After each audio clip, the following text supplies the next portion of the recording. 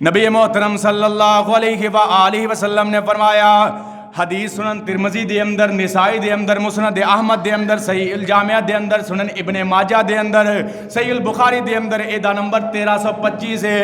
نبی پاک صلی اللہ علیہ وآلہ وسلم نے فرمایا، من شہید الجنازہ، جڑا بندہ جنازے واسطے جاندا ہے،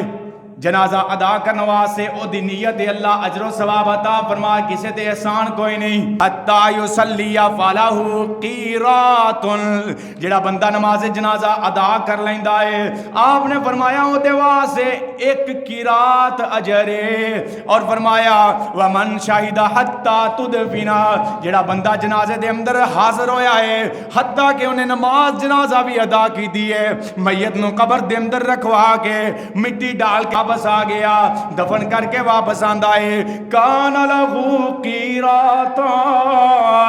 آپ نے فرمایا ایسے بندے واسطے 2 قیرات اجر ہے۔ صحابہ اکرام نے سوال کیتا، قالوا وما القیرات یا رسول اللہ صلی اللہ علیہ وآلہ وسلم، دی سونے قیرات تو مراد کی چیز ہے؟ آپ نے فرمایا القیرات مثل جبل احد،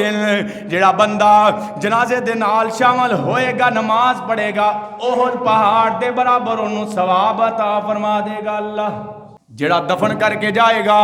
2 قیرات 2 احد پہاڑ دے برابر ثواب دا مالک بن جائے گا۔ صحیح مسلم دے اندر بھی حدیث موجود ہے، 946 نمبر حدیث، فرمایا فَإِن شَهِدَ دَفْنَهَا فَلَهُ قِرَاتَانِ، جڑا بندہ جنازہ ادا کردا ہے، دفن کر کے آندا ہے، 2 قیرات دا مالک بن جاندا ہے۔